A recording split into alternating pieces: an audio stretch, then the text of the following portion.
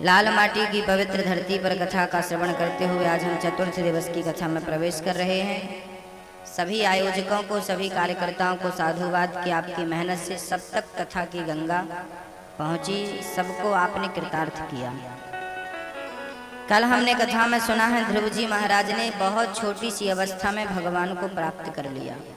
मनु जी महाराज के दो पुत्र थे। पहले का नाम था उत्तानपाद, जिनकी कथा आपने कल सुनी, जिनके पुत्र हुए हैं ध्रुव, जिन्होंने छोटी सी 5 वर्ष की उम्र में भगवान को प्राप्त कर लिया।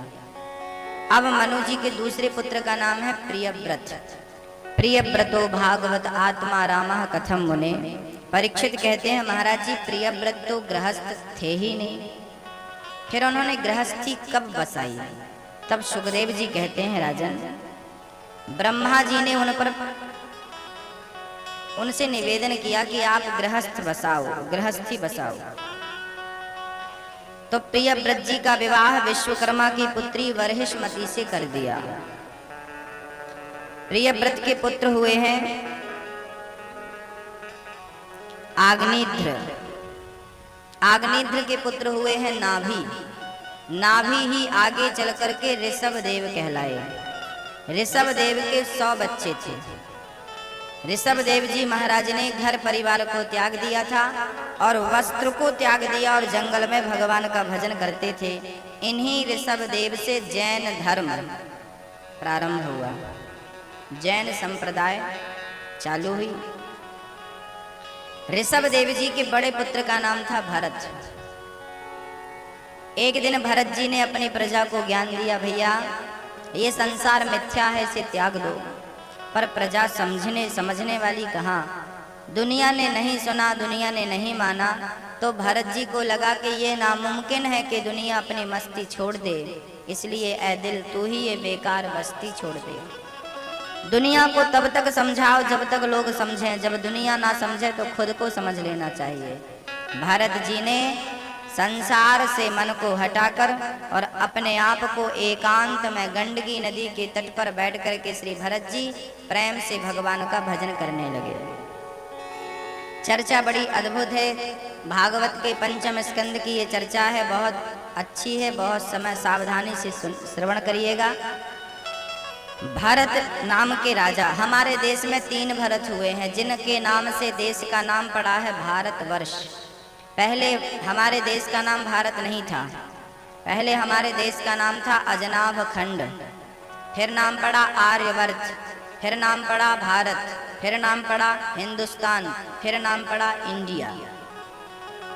ये हमारे देश के नाम हैं। पहले इसका नाम आर्यवर्त था। 3 भरत हुए हैं। पहले भरत हुए हैं राम के भाई भरत, दूसरे भरत हुए हैं शकुंतला नंदन भरत, तीसरे भरत हुए हैं ये जिन्हें आगे हम जड़ भरत कह के पुकारेंगे। इन 3 भरत के नाम से देश का नाम पड़ गया भारत। भरत जी गंडकी नदी के तट पर बैठते और प्रेम से भगवान का भजन करते। ये गंडकी नदी आज वर्तमान में नेपाल में बह रही है। ये वही नदी है जिस नदी में तुलसी डालो, ये तुलसी डालो तो शालिग्राम भगवान चिपक करके आ जाते हैं। आज भी वहां पर तुलसी डालने से शालिग्राम भगवान तुलसी में चिपक जाते हैं। पूरी दुनिया में एक ही नदी है जहां से शालिग्राम भगवान प्रकट होते हैं, और ये नदी है गंडकी नदी। नेपाल में आज वर्तमान में बह रही है। उसी नदी के तट पर एक जंगल था। उस जंगल में भरत जी ने कुटिया बनाई और प्रेम से रोज भजन करने लगे। भरत जी रोज सवेरे से लेके शाम तक नारायण नारायण नारायण नारायण जपने लगे प्रेम से। इंद्रियां उनके वश में हो चुकी थी, कोई कामना नहीं थी। निष्काम भाव से श्री भरत जी महाराज नारायण नारायण का जाप करते। एक दिन वो स्नान करने गए नदी में, तभी उन्होंने देखा कि एक मृगी पानी पी रही थी। वो मृगी गर्भवती थी। अभी वो पानी पी ही रही थी कि पीछे से एक शेर ने दहाड़ लगाई। शेर ने गर्जना करी तो मृगी डर गई।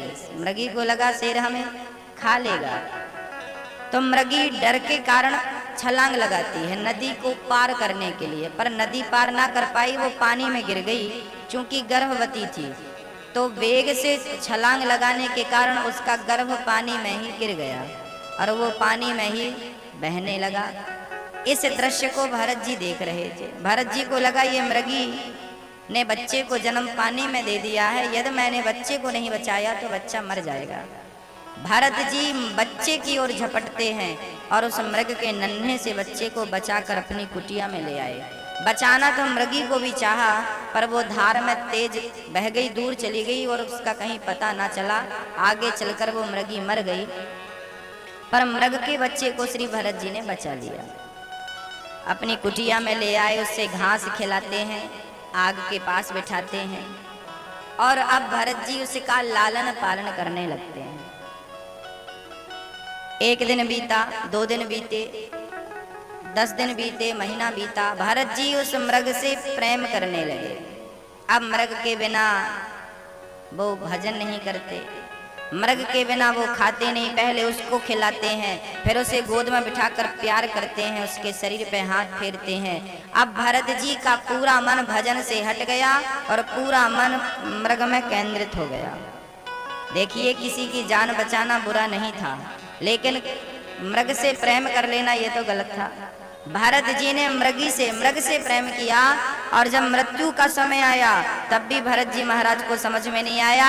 मृग एक दिन मृगों के झुंड में मिलकर चला गया। अब भरत जी रोने लगे, हे मृग कहाँ हो, हाँ मृग कहाँ हो, जंगल बड़ा खतरनाक है, तुम कहाँ चले गए, कहाँ चले गए, कहाँ चले गए। रोने लगे भरत जी। उसी समय मृग आ गया।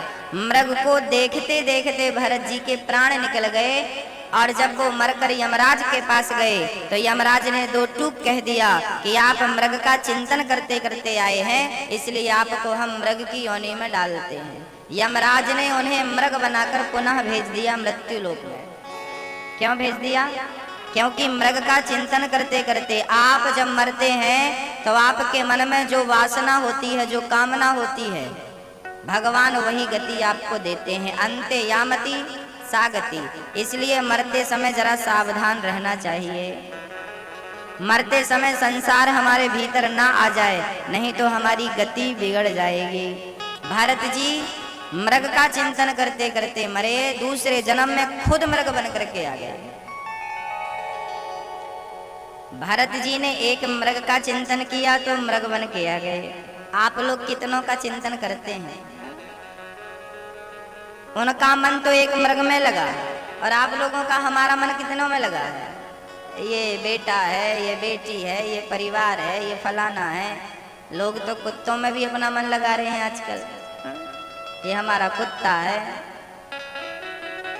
एक सज्जन हमसे बोले, महाराज जी हमारा कुत्ता बड़ा ईमानदार है, बड़ा वफादार है। हमने कहा तुम्हारे दादाजी हैं ये? अरे महाराज जी क्या बात कर रहे हो? हमने कहा हाँ, तुम्हारे दादा जब मरे थे ना तो वो यही सोच सोच कर मरे थे कि भगवान मेरे बाद मेरे घर का क्या होगा, बच्चा बड़ा लापरवाह है। तो घर का चिंतन इनके मन में था। मर के गए तो यमराज ने देखा इनका घर का चिंतन था, तो उसी घर का कुत्ता बना के यमराज ने भेज दिया। ये जो तुम्हारा कुत्ता है ना, ये तुम्हारे पिछले जन्म में दादाजी थे, मर के वो कुत्ता बन के आए। अब वो घर की रक्षा कर रहे हैं। क्या मजाल कोई अंदर चला जाए। भरत जी मृग बन के आ गए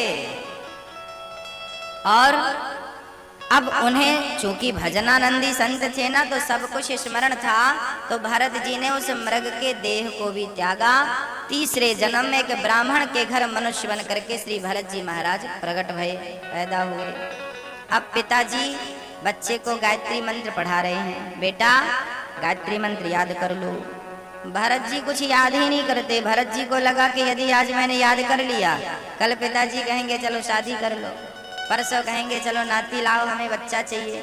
भरत जी बोले हम इस झंझट में नहीं पड़ना चाहते। भरत जी चुप रहे, कुछ बोले ही नहीं। सारी दुनिया उन्हें मूर्ख कहकर बुलाने लगी, ये मूर्ख है, मूर्ख है। तो नाम पड़ गया जड़ भरत। सारी दुनिया उन्हें जड़ भरत कह के पुकारती। एक दिन जड़ भरत के पिताजी मर गए। घर में अकेला भरत भाई रोटी देने लगे, भौजाइयाँ रोटी देने लगी। भौजाइयाँ शिकायत करती हैं, देखो तुम्हारा भाई पड़ा पड़ा खाता है, कुछ काम धाम करता नहीं। भाइयों ने कहा चल भाई, हमने खेत में धान बो दी है, जरा तुम जाओ और चिड़ियों को उड़ाना।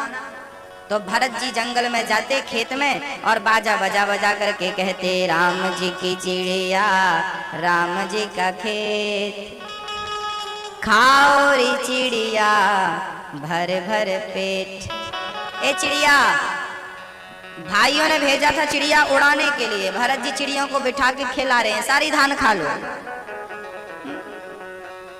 सब खाओ, सब तुम्हारा है। भाई लोग आए, राम राम, ये किसी काम का नहीं है, निकम्मा है, मार के घर से निकाल दिया। भरत जी बोले अच्छा है, घर परिवार भी छूटा।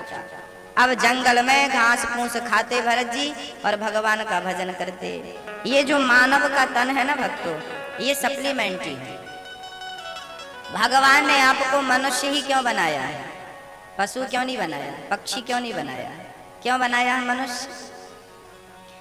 बच्चों की सप्लीमेंट्री आ जाती है, कभी कभी देखा 8वीं क्लास में सप्लीमेंट्री आ गई, 10वीं क्लास में सप्लीमेंट्री जानते हैं? सप्लीमेंट्री का अर्थ क्या होता है? ना तो बच्चा पास हुआ है ना तो फेल हुआ है, हवा में लटका है।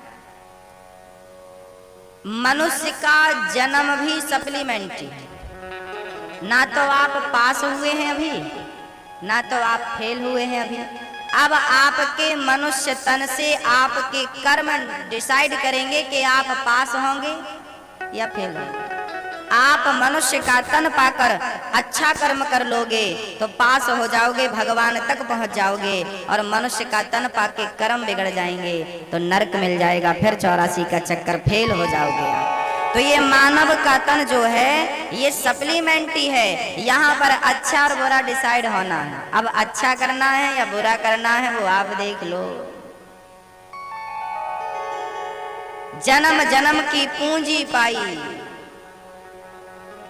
जन्म जन्म की, ये जन्म जन्म की पूंजी क्या है? ये जन्म जन्म की पूंजी है मानव का तन। ये कितने जन्मों के बाद परमात्मा ने ये देह दिया है ना। बड़े भाग्य मानुष तन पावा, सुर दुर्लभ सदग्रंथ निगावा।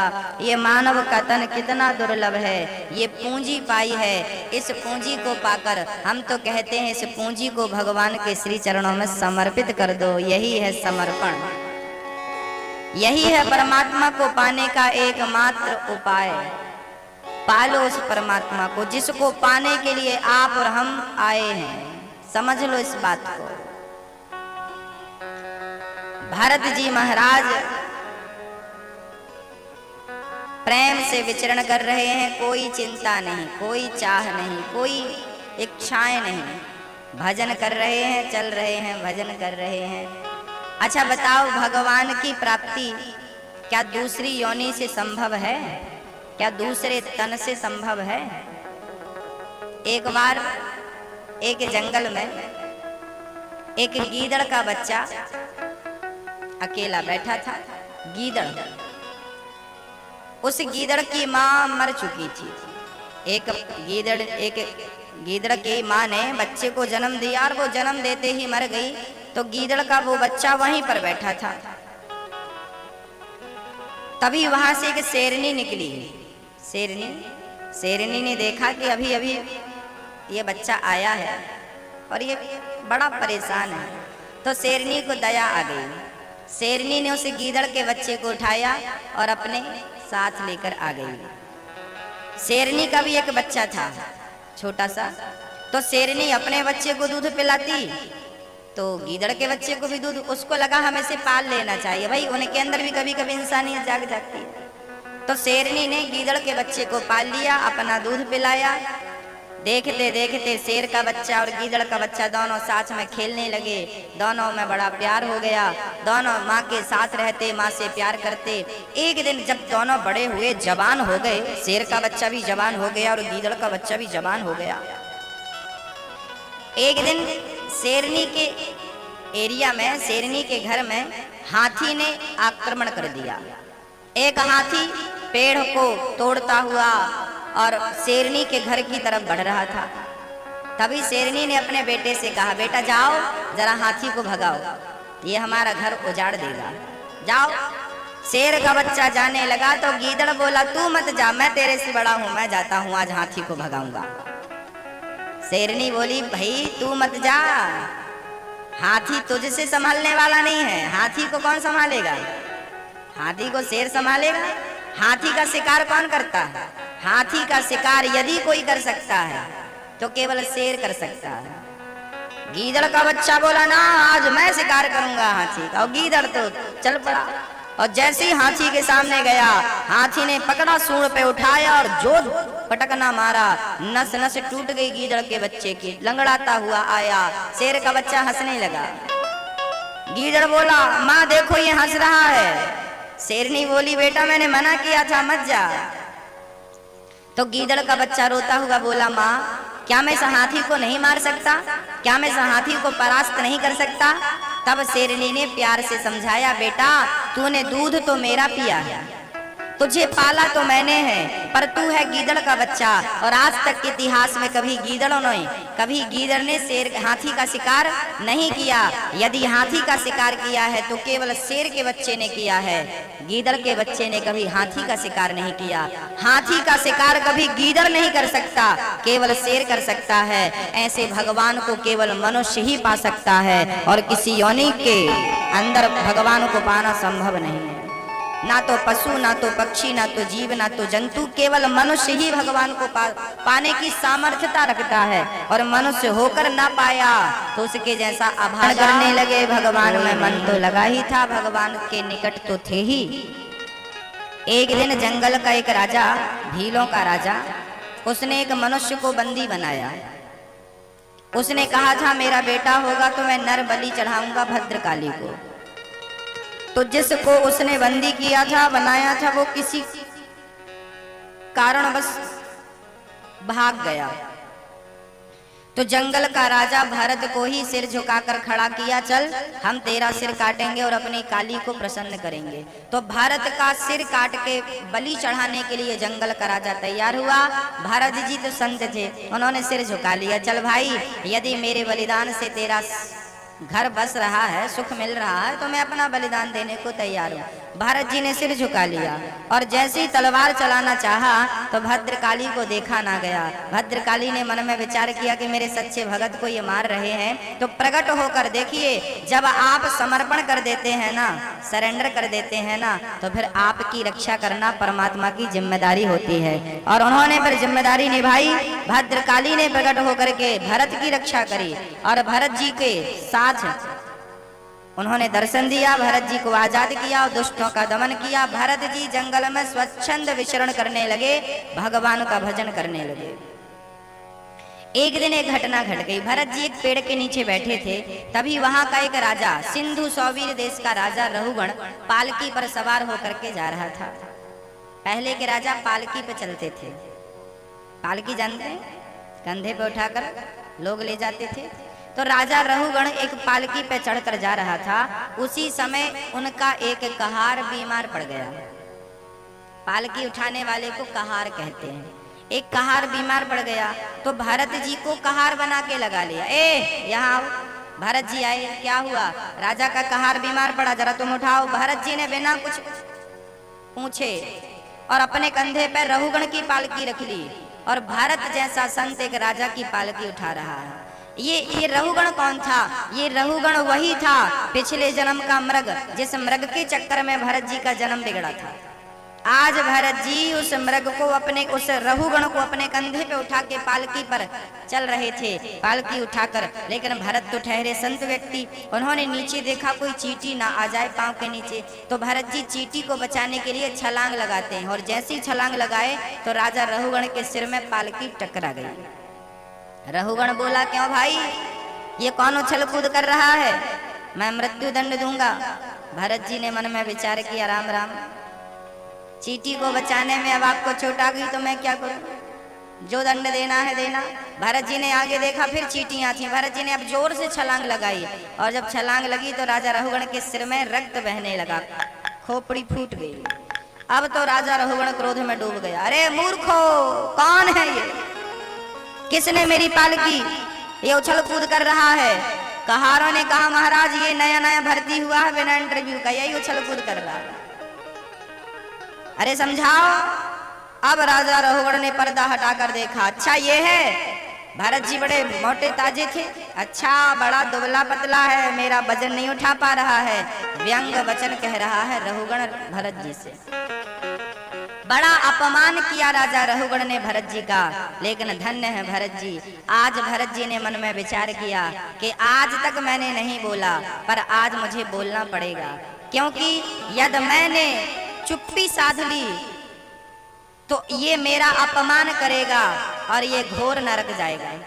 क्योंकि संत का अपमान जब आप करते हैं ना तो आप नरक जाते हैं।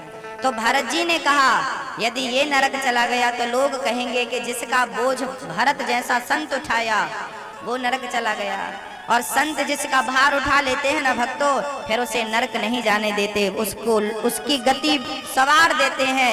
संतों की जिम्मेदारी है कि उसे परमात्मा तक पहुंचाना, ये उनकी जिम्मेदारी है। राजा रहुगण के शब्दों पर आज भरत जी ने चुप्पी तोड़ी और भरत जी ने पहली बार कहा, पहली बार उपदेश दिया। भरत जी ने कहा त्वयोदितं व्यक्तमविप्रलब्धं भरतो समे स्याददिवीर्भारः गन्तुर्यदि स्यादधिगम्य मध्वा पीवेतिरासौ न विदां प्रवादः। भरत जी ने कहा राजन ये बताओ तुम मारोगे किसे? रहुगण बोला मैं तुझे मृत्यु दंड दूंगा, मैं मारूंगा। आज भरत जी ने प्रश्न कर लिया, ये बताओ आप मारोगे किसे? शरीर को मारोगे कि आत्मा को मारोगे? मैं तो आत्मा हूं, मैं शरीर तो हूं नहीं। अब यहाँ भरत जी ने बहुत बढ़िया ज्ञान दिया। यदि ये विषय थोड़ा कठिन है, यदि आप कहो तो मैं आपको विस्तार से समझा दूं। इसे ब्रह्म ज्ञान कहते हैं, इसी को कहते हैं ब्रह्म ज्ञान। कहो तो समझाऊं आपको, वैसे आपके समझ में आएगा नहीं। कुछ समझने वाले जो बुद्धिजीवी होंगे वही समझ पाएंगे, जो ध्यान से सुनेंगे वो समझ पाएंगे, और जो लापरवाही करेंगे सुनने में वो नहीं समझ पाएंगे। विषय थोड़ा कठिन है, आपको जोर लगाना पड़ेगा। कहो तो समझाओ, नहीं आगे बढ़ो, समझा दूं। भरत जी ने ज्ञान दिया है राजा रहुगण को। राजन तुमने कहा कि मैं तुझे मारूंगा, तो तुम ये बताओ कि मारोगे किसे? मरता कौन है बताओ? शरीर मरता है कि आत्मा मरती है? कौन मरता है? शरीर मरता है, आत्मा तो कभी नहीं मरती। अच्छा, आत्मा और शरीर ये दोनों एक ही हैं कि अलग अलग हैं? कहो। अलग अलग हैं, बिल्कुल अलग अलग है। शरीर अलग है और आत्मा अलग है। शरीर और आत्मा वैसे ही अलग हैं जैसे मोबाइल और सिम कार्ड। मोबाइल में सिम होती है ना, मोबाइल अलग है, सिम कार्ड अलग है। शरीर है मोबाइल सेट की तरह, आत्मा है सिम कार्ड की तरह, दोनों अलग अलग है, पर हैं एक दूसरे के पूरक। एक को निकाल दो तो दूसरा डिब्बा हो जाएगा, है ना? हैं दूसरा एक दूसरे का पूरक। अब आपको ये बताना है कि आप कौन हैं, आप शरीर हैं या आत्मा है? आपका परिचय दीजिए। आज हम आपसे पूछ रहे हैं आपका परिचय क्या है? अब आप कहेंगे हम तो लाल माटी के हैं, नाथूराम हमारा नाम है। ये नाथूराम और लाल माटी आपका परिचय नहीं है, ये तो हम बताएंगे कि ये क्या है। आपका रियल परिचय कुछ और है। बताइए आप कौन है? भैया जी आप कौन हैं? आप शरीर हैं या आत्मा है? क्या है आप? आप बता भैया, आपसे भी पूछ रहा हूँ, समय ना खराब करो, जल्दी जो पता है वो बताओ, गलत भी बताओ चलेगा, बाद में उसे हम सही करेंगे। तो आप शरीर हैं या आत्मा है? जल्दी बोलिए, क्या है आप? शरीर? आप क्या है भैया? ये तो कह रहे हैं हम शरीर हैं, आप बताओ क्या है आप? हाँ, आप क्या हो भैया? ये कुछ नहीं है, ये नहीं बोलती, सास ने मना किया कुछ बोलना मत। आप लोगों ने कहा हम शरीर हैं। यदि हम शरीर हैं तो जब हम मर जाते हैं तो शरीर तो होता है ना, शरीर का क्या बिगड़ता है? आदमी जब मरता है तो उसकी केवल आत्मा निकल जाती है, शरीर तो ज्यों का त्यों पड़ा रहता है। यदि आप शरीर हैं तो फिर उस शरीर को संभाल के रखो। रखते हैं?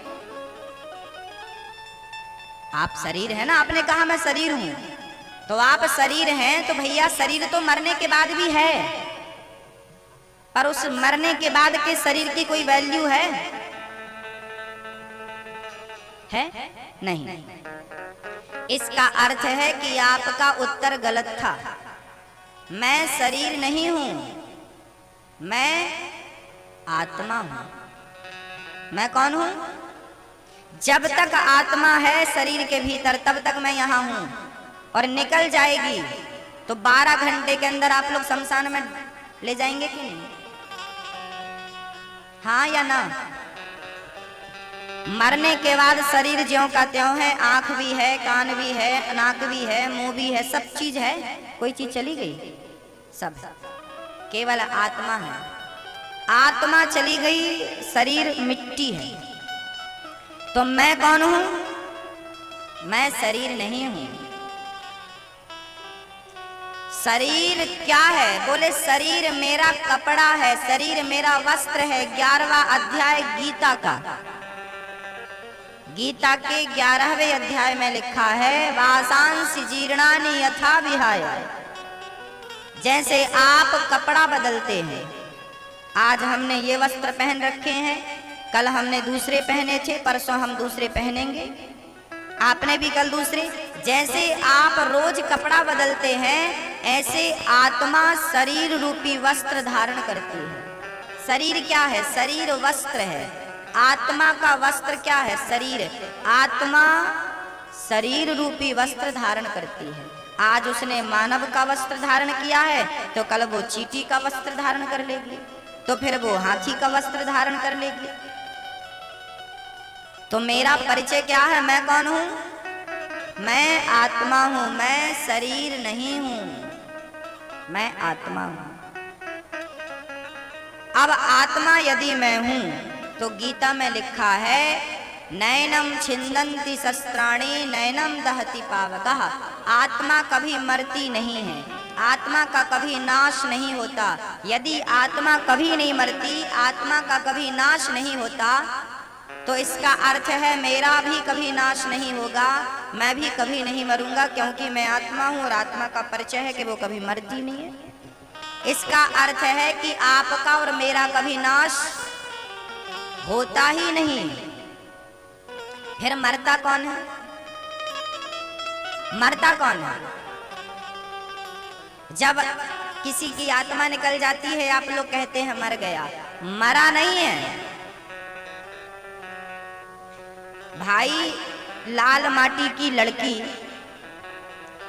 यदि विवाह हो जाए उसका रायपुर में, तो लाल माटी छोड़ के रायपुर चली जाएगी कि नहीं?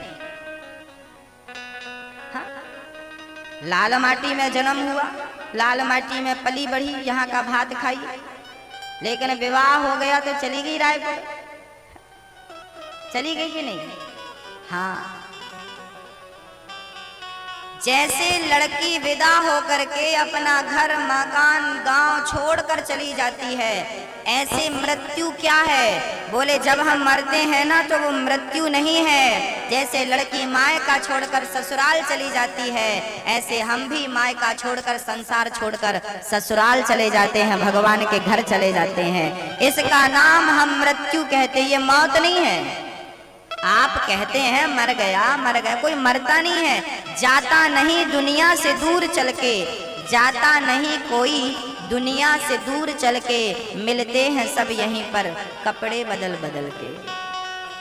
कपड़े बदल लेते हैं हम। आत्मा ने चींटी का कपड़ा पहन लिया, हम चींटी बन गए। आत्मा ने हाथी का कपड़ा पहन लिया, हम हाथी बन गए। आप ही हाथी बनते हो, आप ही चींटी बनते हो, आप ही 84 लाख योनियों में घूमते हुए आज यहाँ आए हैं मनुष्य के तन में। ये बड़ा भाग्यशाली तन है, इससे भगवान की प्राप्ति कर लो, नहीं तो ये भटकना चालू रहेगा। तो मैं कौन हूँ? आत्मा। अब ये और समझ लो कि ये आत्मा कौन है। आत्मा कौन है? मैं तो आत्मा हूं, पर आत्मा का परिचय क्या है? तो आत्मा का परिचय गोस्वामी तुलसीदास जी दे रहे हैं। आत्मा के बारे में तुलसीदास जी कह रहे हैं, ईश्वर अंश जीव अविनाशी। चौपाई याद है आप लोगों को? गोस्वामी जी कह रहे हैं, ईश्वर अंश जीव अविनाशी, चेतन अमल सहज सुख राशि। ईश्वर अंश, हम किसके अंश हैं? आत्मा किसका अंश है? आत्मा किसका अंश है भैया जी? आत्मा ईश्वर का अंश है। तो हम सब कौन हुए? हम सब भगवान हो गए कि नहीं? इसलिए तो तुलसीदास जी ने कहा है, सिय राम माया सब जग जानी। आपके अंदर भी आत्मा है, मेरे अंदर भी आत्मा है, और वो आत्मा किसका रूप है? ईश्वर अंश जीव, वो ईश्वर का रूप है। तो सबके अंदर भगवान हो गया कि नहीं? इस सिद्धांत से सब भगवान हैं। सर्वम खलविदम ब्रह्म, सब भगवान है। सर्वम खलविदम ब्रह्म। गोस्वामी जी दूसरी बार कह रहे हैं, निज प्रभु मय देखहि जगत के ही सन करहि विरोध। सब भगवान। अब आत्मा का एक परिचय और है, क्या है? दर्पण। आपने दर्पण देखा होगा। जब आप दर्पण में अपनी शक्ल देखते हैं तो दिखती है कि नहीं? आपके सामने दर्पण हो तो आप दिखते हैं ना। तो जो दर्पण में दिख रहा है वो कौन है? कौन है वो? आपने दर्पण सामने रखा, देख रहे हो, दर्पण में जो दिख रहा है वो कौन है? वो आप नहीं है, वो आपका प्रतिबिंब है। कौन है वो? कौन है वो? आपने दर्पण में अपनी शक्ल देखी, वो आप नहीं है, वो आपका प्रतिबिंब है। कभी कभी स्वच्छ पानी में भी आपका प्रतिबिंब नजर आता है। हाँ भैया जी, समझ में आ रहा है? वैसे थोड़ा कठिन है, जोर लगाओ। आपका प्रतिबिंब दर्पण में दिखता है। जैसे आपका प्रतिबिंब दर्पण में दिखता है, ऐसे परमात्मा का प्रतिबिंब शरीर में दिखता है। आत्मा ही परमात्मा का प्रतिबिंब है, यही आत्मा का परिचय है। तो हम परमात्मा के अंश हैं, ईश्वर अंश, उसका स्वरूप है। इसलिए आत्मा परमात्मा से मिलने के लिए व्याकुल रहती है। आत्मा को परमात्मा में मिला देना, यही है परमात्मा की भगवत प्राप्ति। इसलिए आपने कभी गौर किया हो, जब आप नीचे देखते हैं ना तो आपको डर लगता है। गड्ढा हो, कुआं हो, खाई हो, जब आप गहरी खाई में देखते हैं ना तो आपको डर लगता है कि नहीं? भय लगता है कि नहीं? सबको लगता है। कोई कितना भी दिग्गज हो, डरता है। अच्छा, नीचे देखने में डर लगता है, पर ऊपर देखो आकाश कितना ऊपर है, ऊपर देखने में डर लगता है। क्यों भाई? नीचे देखने में डर लगता है, ऊपर देखने में डर नहीं लगता। क्यों? क्योंकि आत्मा नीचे नरक है। शास्त्र कहते हैं यहाँ से 99 दक्षिण दिशा में 99,000 योजन की दूरी पर नरक है। तो नीचे देखने का अर्थ है आत्मा नरक जाने से डरती है, और आत्मा परमात्मा का स्वरूप है ना, तो परमात्मा से मिलने के लिए तड़पती है। तो वहां डरने की बात कैसी? वो तो तड़प रही है मिलने के लिए। इसलिए ऊपर देखने में डर नहीं, नीचे देखने में डर लगता है। वो डरती है कि नीचे ना जाना पड़े, मतलब नरक ना जाना पड़े। पर काम होंगे ऐसे तो नरक जाना ही पड़ेगा, भले डर लगे। तो ये आत्मा का परिचय। मैं कौन हूं? मैं कौन हूं? मैं कौन हूं भैया? आत्मा। अब देखना, शरीर मोटा हो सकता है, शरीर पतला हो सकता है, शरीर गोरा हो सकता है, शरीर काला हो सकता है। ना आत्मा मोटी होती है, ना पतली होती है, ना गोरी होती है, ना काली। मोटा होना, पतला होना शरीर का धर्म है, आत्मा का धर्म नहीं है। गोरा होना, काला होना शरीर का धर्म है, आत्मा का नहीं। अच्छा, शरीर किन चीजों से मिलकर बना है? शरीर किस चीज से मिलकर बना है? हाँ? 5 चीजों से। 5 चीजें किस किस से बेटा? हाँ, बच्चों को पता है, छोटे छोटे बच्चों को। हमारा शरीर 5 चीजों से मिलकर बना है। पृथ्वी, हाँ, वायु, अग्नि, आकाश और जल।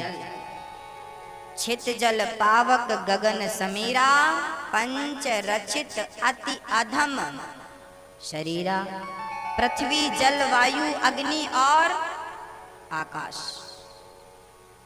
पृथ्वी, जल, वायु, अग्नि और इन 5 तत्वों से मिलकर शरीर बना है। और जब हम मरते हैं तो ये 5 तत्व कहाँ चले जाते हैं? ये 5 तत्व पांचों में ही मिल जाते हैं। भाई मिट्टी का बना घड़ा, मिट्टी का बना घड़ा जब वो फूटेगा तो कहाँ मिलेगा? मिट्टी में मिल जाएगा, स्वाभाविक सी बात है। मिट्टी का बना घड़ा जब वो टूटेगा तो मिट्टी में मिल जाएगी। मिट्टी मिट्टी में मिलके एक हो जाएगी कि नहीं? एक हो जाएगी। ऐसे ये शरीर 5 तत्वों से मिलकर बना है। जब मरोगे आपको जला दिया जाता है तो आपका ये शरीर 5 तत्वों में विलीन हो जाता है। जहां से बना था वहां समा गया ये शरीर। अब एक प्रश्न और खड़ा हो गया। ये प्रश्न ये है कि शरीर तो यहीं जल जाता है, आत्मा परमात्मा में मिल जाती है। फिर हमने जो पाप किए हैं, हमने जो पुण्य किए हैं, उस पाप और पुण्य का फल कौन भोगेगा? भोगता कौन है? अब आपको समझना, ये विषय बहुत कठिन है। अब थोड़ा और जोर लगाइए तो ये बातें क्लियर हो जाएं, क्योंकि ये बातें जल्दी से ना कोई समझा सकता है आपको और ना जल्दी से आप समझ सकते हैं। यहाँ तक लोगों की बुद्धि ही नहीं जाती। अब ये बताइए कि हमने इन हाथों से किसी को दान कर दिया तो पुण्य हो गया, किसी की सेवा कर दी पुण्य हो गया, इन हाथों से किसी का गला दबा दिया पाप हो गया। शरीर ही पुण्य और पाप करने वाला है। पुण्य और पाप किससे होता है? शरीर से। पर शरीर तो यहीं जल जाता है साहब, तो फिर भोगेगा कौन? गुरुजी कहते हैं 28 प्रकार के नरक हैं। अभी मैं बतलाऊंगा। 28 प्रकार के नरकों का वर्णन है भागवत में, ग्रंथों में। रौरव नरक, महारौरव नरक, अंध्र, तामिश्र, ऐसे 28 नरक हैं। आवाज आ रही है आपको? पीछे आ रही है आवाज? मैया आपको आ रही है? हाँ। 28 प्रकार के नरक होते हैं। तो शरीर तो यहीं जल के भस्म हो जाएगा, आत्मा परमात्मा में मिल जाएगी। फिर ये बताओ नरक कौन जाएगा? नरक कौन जाता है? स्वर्ग कौन जाता है? कौन जाता? कुछ जानकारी है आपको? कौन जाता है? स्वर्ग और नरक का भोक्ता कौन है? हाँ मैया आप नहीं बोलती हो कुछ। कौन है मैया? आत्मा। आत्मा नरक नहीं जाती। आत्मा तो परमात्मा का प्रतिबिंब है, वो तो परमात्मा में समा गई। यहाँ से आप मरे, हम मरे, आत्मा जाके परमात्मा में समा गई, छुट्टी। अब शरीर तो यही मर जाता है, आप लोग देखते हैं यही जल जाता है। तो आत्मा भी सही जगह पहुंच गई, शरीर भी 5 तत्वों में। अब भोगेगा कौन? कौन भोगता है? अब कौन है? थोड़ा जोर लगाओ, दिमाग में जोर लगाओ। कौन है भोगता? आपके पापों का फल कौन भोगेगा? आत्मा नहीं भोगेगी, शरीर नहीं भोगेगा। फिर कौन है? तीसरा भी है कोई इस शरीर में। कौन? वो है, अच्छा इसके पहले एक बात और समझा दूं। आपके शरीर कितने हैं? आपके पास शरीर कितने हैं? आपके शरीर कितने हैं? आपके शरीर होते हैं 2। मैं दोनों साबित करके बताऊंगा आपको अभी दिखाऊंगा कि आपका एक शरीर ये है और एक शरीर और है। शास्त्र तो कहते हैं 3 शरीर होते हैं, स्थूल शरीर, सूक्ष्म शरीर और कारण शरीर। तो कारण शरीर और सूक्ष्म शरीर ये एक ही है। विद्वान जन इन्हें दो कहते हैं, बट ये एक है। तो दो शरीर के बारे में मैं आपको वर्णन करूं। हमारे दो शरीर होते हैं, एक सूक्ष्म शरीर होता है, एक स्थूल शरीर होता है। तो आप जो बैठे हैं, ये मैया जी बैठी हैं, ये कौन सा शरीर है जो दिख रहा है? ये स्थूल शरीर है। ये शरीर जो आपको दिख रहा है ना, ये स्थूल शरीर है। एक शरीर और होता है जिसका नाम है सूक्ष्म शरीर। वो कब काम करता है? बोले जब आप सो जाते हैं। जब आप सोते हैं तब आप सपना देखते हैं कि नहीं? देखते हैं? आपने कभी ना कभी सपना तो देखा होगा। सपने में आप हरिद्वार चले गए। आज हम तो गंगा नहाए, सवेरे आप बोल रहे हो आज हमने सपने में गंगा स्नान की, आज हम तो हरिद्वार चले गए। अब बताओ कि आप तो लाल माटी में सोए थे, फिर ये सपने में आप हरिद्वार चले गए हो। सवेरे आप बतला भी रहे हो हमें याद है सपना आज हमने देखा हरिद्वार, और आप मिले थे सपने में हमें, ऐसा लोग बताते हैं कभी कभी। तो भैया आप तो घर में खिड़की दरवाजा बंद करके सोए थे, और यहाँ से हरिद्वार तो 24 घंटे का रास्ता है। फिर आप रात में चले भी गए और वापस भी आ गए। तो अब बताइए, आप तो कमरे में सोए थे, फिर ये हरिद्वार जाने वाला कौन था? कौन था हरिद्वार? अच्छा, जब आप हरिद्वार में नहा रहे थे तब आपके पास हाथ पांव मुंह पेट पीठ था कि नहीं? हाँ या ना? हाँ था। तो आप तो घर पे सोए थे, शरीर तो घर पे सो रहा है, फिर ये गंगा कौन नहा रहा है? कौन था ये? यही है सूक्ष्म शरीर। ये कौन है? ये आपका दूसरा शरीर है, ये सूक्ष्म शरीर है। एक शरीर है जो घर पे सोया है, एक शरीर है जो गंगा नहा रहा है। तो घर पे सोया है उसका नाम है स्थूल शरीर, और जो गंगा नहा रहा है उसका नाम है सूक्ष्म शरीर। तो आपके कितने शरीर हो गए? दो शरीर हो गए, पर आत्मा तो एक है।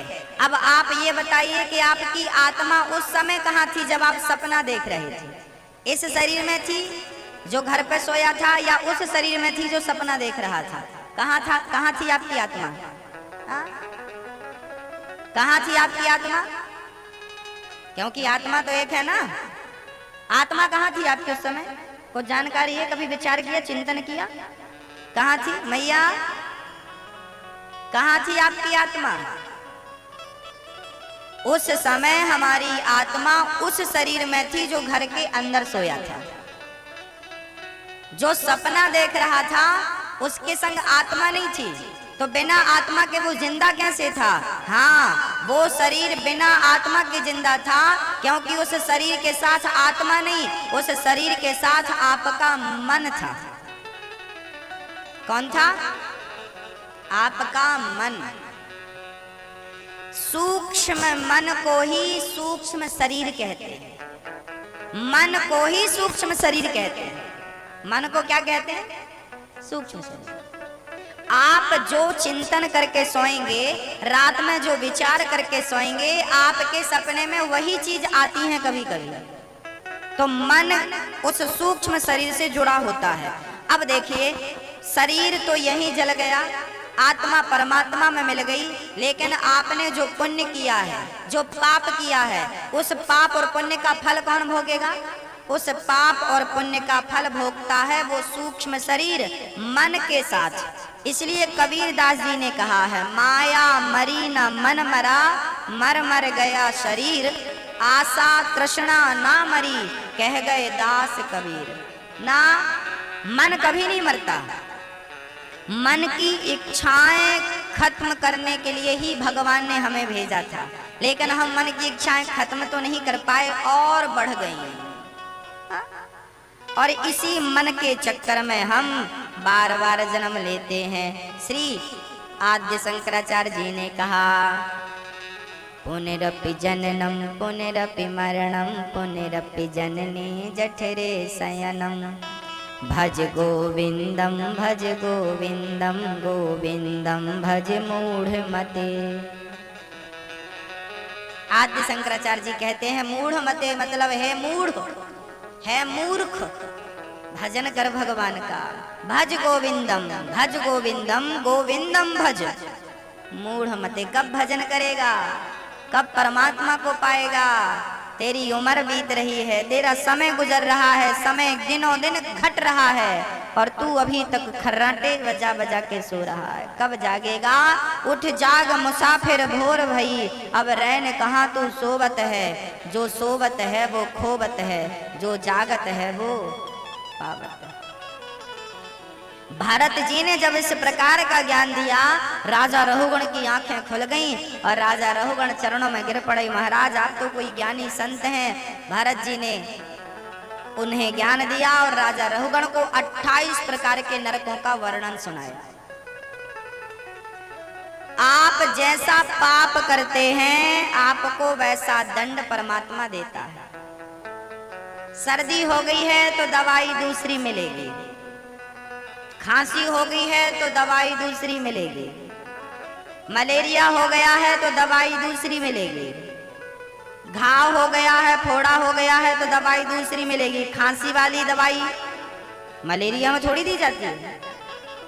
आपको टीबी हो गई है तो दवाई दूसरी मिलेगी, कैंसर हो गया है तो दवाई दूसरी मिलेगी। सब सारी बीमारियों की दवाई अलग अलग है कि नहीं?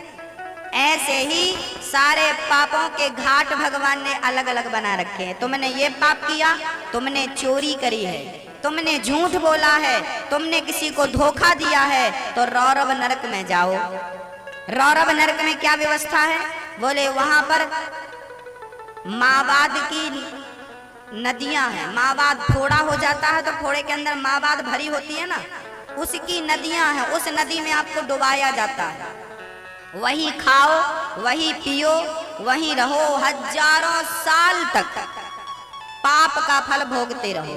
जब पाप पूरे खत्म हो जाएंगे, जब भोग लेंगे तो भगवान फिर किसी योनि में डाल देगा। जाओ मनुष्य बन जाओ। तो मनुष्य आप और हम ना, हाँ 4 प्रकार के मनुष्य होते हैं। बहुत सारे मनुष्य होते हैं जो प्रखर बुद्धि के होते हैं, समझदार होते हैं। 4 जगह से मनुष्य आता है। एक मनुष्य होता है जो डायरेक्ट नरक से आता है ना? नरक में उसके सारे पाप खत्म हो गए। भगवान ने कहा चल पुण्य करने का तुझे मौका दे रहा हूँ, मनुष्य का तन दे दिया, ये लो मनुष्य बना के भेज दिया। तो एक मनुष्य वो है जो डायरेक्ट नरक से आया है। ये आदमी ना बड़ा चिड़चिड़ा होता है, बात बात में गुस्सा करता है। ये आदमी अपने से श्रेष्ठ किसी को समझता ही नहीं। जो व्यक्ति अपने को सबसे ज्यादा श्रेष्ठ समझे, समझ लेना ये डायरेक्ट नरक से भर्ती हुआ है, ये नरक से आया है। एक व्यक्ति होता है जो स्वर्ग से आता है। पुण्य करके स्वर्ग गए, वहां सारे पुण्य खत्म, भगवान ने फिर भेज दिया मनुष्य तन में, जाओ अब अच्छे कर्म करके आओ। तो स्वर्ग से जो व्यक्ति स्वर्ग से आता है वो जरा ब्रांडेड करता है। हमें अच्छे कपड़े पहनना, हम अच्छी जगह पर रहना चाहते हैं, अच्छा खाना चाहते हैं, अच्छा खाना लाओ, अच्छी व्यवस्था लाओ, अच्छा ये लाओ, अच्छा वो लाओ। हाँ तुम अच्छी नहीं हो, हमें गोरी काली पत्नी नहीं, गोरी पत्नी चाहिए। हाँ हमें काला नहीं, गोरा चाहिए। ये जो अच्छा ये स्वर्ग से आया है, क्योंकि इसकी आदत अच्छी की हो गई थी ना, तो सब अच्छा देख रहा है।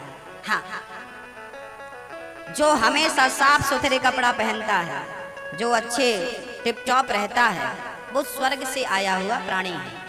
यहाँ आए हैं, अब यहाँ कर्म करने आए अच्छे, अच्छा करोगे अच्छा मिलेगा, बुरा करोगे बुरा। ये 2 प्रकार के। तीसरा प्रकार का प्राणी कौन? तीसरे प्रकार के होते हैं वो जो भगवान के बैकुंठ से आते हैं। बैकुंठ से आते हैं, उनमें जैसे तुलसीदास जी, जैसे कबीरदास जी, जैसे सूरदास जी, ये सब बैकुंठ के आए हुए प्राणी हैं। धर्म का प्रचार करके भगवान ने ये अपने ही लोक से भगवान ने भेजा, यहाँ प्रचार प्रसार किया भक्ति का और फिर अपने धाम में बुला लिया। और चौथे प्राणी हैं जो गोलोक धाम से भगवान के बड़े निकट आते हैं, जैसे चैतन्य महाप्रभु, जैसे मीराबाई, ये गोलोक धाम से आए हुए हैं, जो भगवान के पास आए, भगवान के पास से आए। और मीराबाई कहाँ समा गई? मीराबाई की कोई समाधि नहीं है भक्तों। मीराबाई अंत समय द्वारिका गई थी और द्वारिकाधीश के चरणों में कीर्तन करती थी। कीर्तन करते करते एक दिन इतना प्रेम जागा मीराबाई के कि द्वारिकाधीश का मुंह खुला और पूरी की पूरी मीरा शरीर सहित द्वारिकाधीश के मुख में समा गई थी। ये कलयुग की घटना है, मीरा की कहीं समाधि नहीं है। मीरा भगवान के मुख में समा गई थी। चैतन्य महाप्रभु, नाम सुना होगा चैतन्य महाप्रभु का। कभी जगन्नाथ धाम गए हैं दर्शन करने? जगन्नाथपुरी, जगन्नाथपुरी में आपने देखा होगा चैतन्य महाप्रभु के उंगलियों के निशान पत्थर में बने हैं, देखा कि नहीं? अभी हम वहीं से आ रहे हैं, जगन्नाथपुरी में कथा थी। अभी 9 जनवरी से लेके 15 जनवरी तक हम वहीं थे। चैतन्य महाप्रभु 18 साल तक जगन्नाथपुरी में रहे हैं। जब पहली बार वो भगवान जगन्नाथ से मिलने आए तो मंदिर के भगवान जहां बैठे हैं ना, उनके सामने पीछे की तरफ एक गरुड़ स्तंभ है, देखा होगा आपने, जहां लोग स्तंभ से गले मिलते हैं। उसी गरुड़ स्तंभ के पीछे के द्वार है। उस द्वार पर जगन्नाथ भगवान को ऐसे देखा, जगन्नाथ भगवान को ऐसे देखा था चैतन्य महाप्रभु ने, तो जिस पत्थर पर खड़े थे और ऐसे उंगली लगाकर देखा तो इतना प्रेम था चैतन्य महाप्रभु के अंदर भगवान के प्रति कि उनकी उंगली पत्थर में धंस गई थी, पत्थर पिघल गया था। आज भी वहां पर उंगलियों के निशान हमें देखकर आया है, आप भी देख सकते हैं। वो उंगलियों के 3 उंगलियों के निशान आज भी हैं। और जिस पत्थर पर वो खड़े थे वो पत्थर आज भी उत्तरी द्वार में, उत्तर द्वार में आज एक छोटी सी मंडप बनाकर वहां उनके चरण चिन्ह रखे हैं श्री चैतन्य महाप्रभु। चैतन्य महाप्रभु जब जगन्नाथ भगवान की रथ यात्रा निकल रही थी तब वो आगे आगे पागलों की तरह कीर्तन करते थे और वो एक ही मंत्र का जाप किया करते थे, हरे राम राम राम हरे हरे। बोलो जरा, हरे राम राम राम हरे हरे, हरे कृष्णा कृष्णा कृष्णा हरे हरे। इस मंत्र का वो जाप कर रहे थे और जाप